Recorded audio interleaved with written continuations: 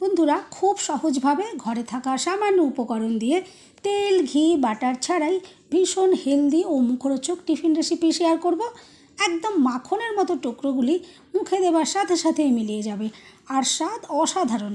যেসব উপকরণগুলি ব্যবহার করেছি প্রত্যেকটি আমাদের শরীরের জন্য খুবই উপকারী, ভীষণই হালকা ফুলকা, বাড়ির ছোট থেকে বড় প্রত্যেকেই খেতে পারবে। আর দেখে তো বুঝতেই পারছেন কতটা নরম তুলতুলে হয়েছে। কম পরিশ্রমে মাত্র 10 মিনিটেই বানিয়ে নেওয়া যাবে। সম্পূর্ণ ভিডিও দেখতে থাকুন। রেসিপি ভালো লাগলে লাইক শেয়ার কমেন্ট ও সাবস্ক্রাইব করে পাশে থাকবেন। দেখে নেওয়া যাক আজকের রেসিপি। নমস্কার বন্ধুরা, আমি পাপড়ি পদ্মাবতী ফুড ক্রিয়েশনে আপনাদের সবাইকে স্বাগত। প্রথমেই আমি নিয়ে নিচ্ছি 1 কাপ ফাইন যে চিড়েটা হয়, এই পাতলা যে চিড়েটা, এই চিড়েটা আমি এখানে নিয়ে নিলাম। আর জল দিয়ে আমি দুবার ভালো করে এটা ধুয়ে নেব। আর যেহেতু পাতলা চিড়ে ব্যবহার করছি সেই জন্য এটা খুব কম সময়ের মধ্যেই সফট হয়ে যাবে।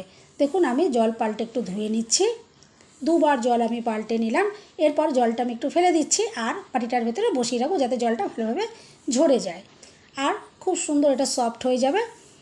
ততক্ষণ আমি বাকি কাজগুলো করে নিচ্ছি। আমি দেখুন এখানে আরেকটা বোল নিয়েছি, তার ভেতরে দিয়ে দিলাম 1/2 কাপ টক দই। এটা আমি একদম ফ্রেশ টক দইটা ইউজ করছি। ফ্রেশ টক দই ইউজ করবেন, দেখবেন টিফিনটা খুব সুন্দর তৈরি হবে।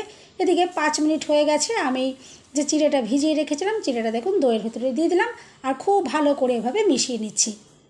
এতে দইটাও ফেটানো হয়ে যাবে আর চিড়েগুলোও কিন্তু দইয়ের সাথে খুব ভালোভাবে মিশে যাবে। দেখুন আমি এটা ভালো করে একটু মিশিয়ে নিচ্ছি। এরপরে আমি কিছুটা চাল 5-6 ঘন্টা আগে ভিজিয়ে রেখেছিলাম। আর নর্মাল যে চালটা আমরা ভাত খাই, ভাতের চাল আমি দেখুন ভিজিয়ে রেখেছিলাম। এটা দিয়ে কিন্তু টিফিনটা ভীষণ সুন্দর তৈরি হবে। আমি চালটা ভালো করে জল পাল্টে দুবার ধুয়ে নিয়ে তারপর এটা ভিজিয়ে রেখে দিয়েছিলাম। আর এখন এটা সম্পূর্ণ সফট হয়ে গেছে। আর তাও আমি জলটা আরেকবার বদলে নিয়েছি। এরপরে এটা মিক্সিতে একটু পেস্ট বানিয়ে নেব। তার জন্য একটা মিক্সি জার আমি নিয়ে নিয়েছি। আর এখান থেকে দেখুন আমি চালটা একটু জলটা ঝরিয়ে নিচ্ছি। খুব একটা বেশি জল এখানে দেওয়া যাবে না। আমি দেখুন চালের ভেতরে কিছুটা জল থাকছে। আর এরপরে আমি এটা পেস্ট বানিয়ে নেবো। যেহেতু চালটা একটু বেশি, আমি দুবারে পেস্ট বানিয়ে নেবো, একবারে হবে না। এরপর দেখুন আমি ঢাকনাটা বন্ধ করে দিচ্ছি। আর পেস্ট বানানোর সময় দুবার জলের প্রয়োজন পড়েছিল। আমি সামান্য পরিমাণে এখানে জল অ্যাড করে পেস্ট বানিয়ে নিয়েছি। দেখুন সম্পূর্ণ চালটার আমি এভাবে মিশ্রণটা রেডি করে নিয়েছি। আর এখানে ফাইন করে একদম এই পেস্টটা বানাতে হবে, তাহলে টিফিনগুলো ভীষণ সুন্দর তৈরি হবে। এরপরে যে চিড়ে আর দইয়ের মিশ্রণটা আমি আগে রেডি করেছিলাম, এই মিশ্রণটা এই চালের পেস্টের মধ্যে দিয়ে দিচ্ছি। এই চিড়ে দেওয়ার কারণে টিফিনগুলো খুব সফট তৈরি হবে আর দই দেওয়ার কারণেও ভীষণ সফট হবে। আর তেলের কোনো রকমের প্রয়োজন পড়বে না। আর সাথে সাথে তেমনি টেস্টিও হবে। আর এই যে সমস্ত উপকরণগুলো দিয়ে আমি তৈরি করছি, এগুলো কিন্তু আমাদের শরীরের জন্য খুবই উপকারী। এরপর আমি এখানে দিয়ে দিলাম স্বাদ মতো নুন। আর কাঁচা পাকা লঙ্কা আমি একটু কুচো করে এখানে দিয়ে দিলাম। আপনারা চাইলে এখানে চিলি ফ্লেক্স দিতে পারেন, তবে আমি যেহেতু এটা স্বাস্থ্যকরভাবে তৈরি করছি, আমি এখানে কাঁচা লঙ্কাই ব্যবহার করলাম। আর ঝাল আপনারা আপনাদের পছন্দ মতন ব্যবহার করবেন। এরপর দেখুন খুব ভালো করে এটা মিশিয়ে নিতে হবে। খুব ভালো করে দেখুন মিশিয়ে নিয়েছি। আর মিশ্রণটা ঠিক এই রকম ঘনত্বের রাখতে হবে। এর থেকে খুব একটা পাতলাও করা যাবে না আর এর থেকে ঘন রাখাও যাবে না। দেখুন আমি আশা করছি আপনারা মিশ্রণটা দেখে বুঝতে পারছেন। ঠিক এরকম ধরনেরই একটা ব্যাটার রেডি করতে হবে। খুব পাতলাও নয়, আবার দেখুন খুব গাঢ়ও নয়। আর খুব ভালো করে দেখুন আমি এটা মিশিয়ে নিয়েছি। এরপরে একটা আমি এখানে থালা নিয়ে নিচ্ছি। আর থালাতে দেখুন সামান্য পরিমাণে সাদা তেল দিলাম। এই তেলটা দিয়ে ব্রাশ করে দিতে হবে যাতে টিফিনগুলো যখন রেডি হয়ে যাবে খুব ইজিলি এখান থেকে বার করে নেওয়া যায়। সামান্য তেল এভাবে অবশ্যই ব্রাশ করে দিতে হবে।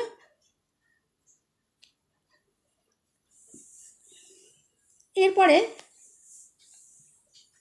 একটা কড়াইতে কিছুটা জল আমি গরম করার জন্য বসাবো। একটা থালা আমি চাপা দিয়ে দিলাম আর হাই ফ্লেমে এটাকে একটু ফুটিয়ে নেব।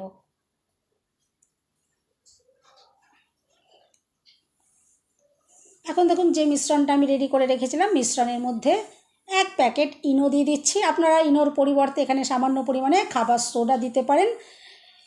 এটা দিলে তবেই এই মিশ্রণটা ভীষণ ফ্লাফি হবে আর টিফিনগুলো খুবই নরম স্পঞ্জি তুলতুলে তৈরি হবে। দেখুন ব্যাটারটা ফ্লাফি হয়ে যাচ্ছে। এভাবে মিশ্রণটাকে রেডি করে নিয়েছি। এরপরে যে থালাটা আমি তেল মাখিয়ে রেখেছিলাম, থালার ভেতর দেখুন সম্পূর্ণ মিশ্রণটাই আমি দিয়ে দিলাম। আর জলটাও ততক্ষণে দেখুন ফুটে গেছে। আমি একটা স্ট্যান্ড দিয়ে তার উপরে থালাটা বসিয়ে দিলাম। আর এই ইনো মেশানোর সাথে সাথে কিন্তু এভাবে থালায় ঢেলে সঙ্গে সঙ্গে কিন্তু এটা কড়াইতে বসিয়ে দিতে হবে। এরপর চাপা দিয়ে আমি এটা বসিয়ে দিলাম। ততক্ষণে এখানে একটা পেস্ট বানাতে হবে। তার জন্য দেখুন আমি কিছুটা ভাজা বাদাম মিক্সি জারে দিয়ে দিয়েছি। আর আমি নিয়েছি দেখুন ছোলার যে ডাল হয়, সেই ছোলার ডালটা আমি শুকনো কড়াইতে খুব ভালো করে লো ফ্লেমে ভেজে নিয়েছি। ডালটা যেন কোনো মতেই কাঁচা না থাকে, খুব ভালো করে ভেজে নিতে হবে। তবে এই ছোলার ডালের পরিবর্তে আপনারা এখানে ভাজা ছোলা ইউজ করতে পারেন। এখানে নিয়েছি দেখুন 2 কোয়া রসুন আর কয়েক টুকরো আদা আর 2টো কাঁচা লঙ্কা। এটা আমি এখন এর ভেতর দিয়ে দিলাম। আর দিয়ে দিচ্ছি হাফ কাপ টক দই। আর লাগবে স্বাদ মতো নুন। আর এখানে দিয়ে দিচ্ছে একটু বিট নুন। বিট নুনটা অবশ্যই এখানে দেবেন, এই মিশ্রণটা কিন্তু খুবই টেস্টি তৈরি হবে। আর দিয়ে দিলাম 1 চামচ চিনি। এরপরে ঢাকনা বন্ধ করে আমি এটা একটু ব্লেন্ড করে নেব। আর এটা কিন্তু খেতে অসাধারণ লাগবে, ভীষণ টেস্টি তৈরি হবে। আর যে সমস্ত উপকরণগুলো দিলাম এগুলো কিন্তু আমাদের শরীরের জন্য খুবই হেলদি। তবে কেউ যদি চিনি পছন্দ না করেন, এখান থেকে চিনিটা বাদ দিয়ে দেবেন। দেখুন মিশ্রণটা কত সুন্দর রেডি হয়েছে। আর এটা কিন্তু খেতেও দুর্দান্ত লাগবে। এভাবে আপনারা অবশ্যই একবার ট্রাই না করলে বুঝতে পারবেন না। এরপর 10 মিনিট দেখুন আমি এটা ভাপিয়ে নিয়েছি জলে। একটা কাঠি দিয়ে চেক করে দেখতে হবে, কাঠির গায়ে যদি ব্যাটার আটকে যায় তাহলে এটা আরেকটু 2 মিনিট রেখে দিতে হবে। এখানে দেখুন সামান্য কাঠির গায়ে একটু আটকে যাচ্ছিলো, আমি এটা মিনিটখানেক রেখে দিয়েছিলাম।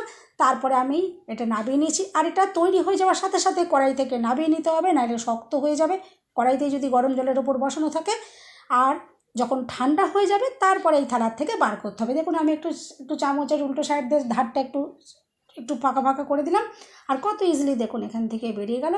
আর কতটা যে নরম হয়েছে দেখুন, আমি আশা করছি আপনারা তো দেখে বুঝতেই পারছেন। এরপর এখান থেকে এটা আমি একটু কেটে দেখাবো, দেখবেন কতটা নরম স্পঞ্জি হয়েছে। বন্ধুরা রেসিপি ভালো লাগলে একটা লাইক দিতে একদম ভুলবেন না। চ্যানেলটা সাবস্ক্রাইব করে আমার পাশে থাকার অনুরোধ রইল। বেল বাটন ক্লিক করে রাখবেন, আমি যখনই নতুন ভিডিও আপলোড করব সঙ্গে সঙ্গে নোটিফিকেশান সবার আগে আপনার কাছে পৌঁছে যাবে। আর দেখুন কতটা যে স্পঞ্জি, একদম মাখনের মতন তৈরি হয়েছে। আর এই টিফিন কিন্তু শরীরের জন্য খুবই হেলদি। এরপর আমি দেখুন এটা টুকরো করে একটু কেটে নিচ্ছি। আর কাটাটা দেখে আপনারা বুঝতেই পারছেন যে কতটা এটা নরম হতে পারে। দেখুন আমি একটু একটা টুকরো এখান থেকে দেখিয়ে দিচ্ছি যে কতটা নরম তুলতুলে একদম স্পঞ্জি তৈরি হয়েছে, একদম মাখনের মতো। দেখুন কতটা স্পঞ্জি তৈরি হয়েছে। এরপরে যেই মিশ্রণটা আমি রেডি করেছিলাম, এই মিশ্রণটা দেখুন এই টিফিনগুলোর ওপর দিয়ে টুকরোগুলোর ওপর দেখুন এভাবে দিয়ে দিচ্ছি। খেতে অসাধারণ লাগবে। এইভাবে টিফিনটা তৈরি করার পরে যে চাটনিটা বানিয়েছিলাম দেখুন ওপর দিয়ে দিয়ে দিলাম। কেউ চাইলে কিন্তু এভাবেই খেতে পারেন, এটা কিন্তু এভাবেই যথেষ্ট টেস্টি। এভাবে ট্রাই না করলে কিন্তু বুঝতে পারবেন না। তবে কেউ যদি চান মুখরোচক করে খেতে, তাহলে এই ফোড়নটা একটু রেডি করে নেবেন। দেখুন আমি সেটাও একটু দেখিয়ে দিই। সামান্য তেলে দেখুন 1 চামচ মতো তেল আমি এখানে দিয়েছিলাম। আর তার ভেতরে কারি পাতা, কালো সর্ষে আর একটু হিং এভাবে ফোড়ন দিয়ে নিয়েছি। এরপর এখান থেকে সামান্য পরিমাণে দেখুন আমি এই টিফিনগুলোর ওপর দিয়ে দেবো। এখানে কিন্তু বেশি দেওয়ার দরকার নেই, আমি যতটা রেডি করেছি ততটা এখানে আমি দিলাম না, আমি সামান্য পরিমাণে একটু একটু করে ওপর থেকে দেখুন দিয়ে দিচ্ছি। এইটা ফোড়নটা কিন্তু অসাধারণ একটা ফ্লেভার তৈরি হবে। এই ফোড়নটা যদি দিয়ে এখানটা আপনারা খেয়ে দেখেন, দেখবেন অসাধারণ লাগবে। আর কেউ যদি না চান তাহলে এই তেলের ফোড়নটা দেওয়ার একদমই দরকার পড়বে না। আর দেখার সৌন্দর্যের জন্য দেখুন ওপর থেকে আমি একটু কাশ্মীরি লঙ্কার গুঁড়ো একটু ছড়িয়ে দিলাম। আর এটা কিন্তু একদমই ঝাল হবে না, তবে এটা যদি আপনারা না চান এটা না দিয়েও করতে পারেন। আর দেখুন কতটা যে দুর্দান্ত দেখতে লাগছে, যেমন দুর্দান্ত দেখতে লাগছে তেমনি খেতেও অসাধারণ লাগবে। এভাবে আপনারা অবশ্যই একবার বানিয়ে দেখবেন। আর যে সমস্ত উপকরণগুলো দিয়ে আর যেভাবে আমি তৈরি করলাম, এটা কিন্তু খুবই হেলদি আর সাথে সাথে ভীষণ টেস্টি।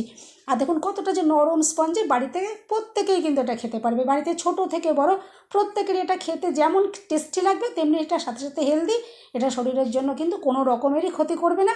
এভাবে আপনারা অবশ্যই, আর শুধু সকাল নয়, এটা টিফিনে আমি যে বলেছি এটা কিন্তু শুধু সকাল নয়, আপনারা এটা লাঞ্চও এটা খেতে পারেন, কারণ এটা যেহেতু চালের তৈরি, এটা কিন্তু লাঞ্চ হিসাবে কোনো দিন হয়তো ভাত খেতে ভালো লাগলো না প্রচণ্ড গরমে, এভাবে কিন্তু আপনারা ট্রাই করতেই পারেন।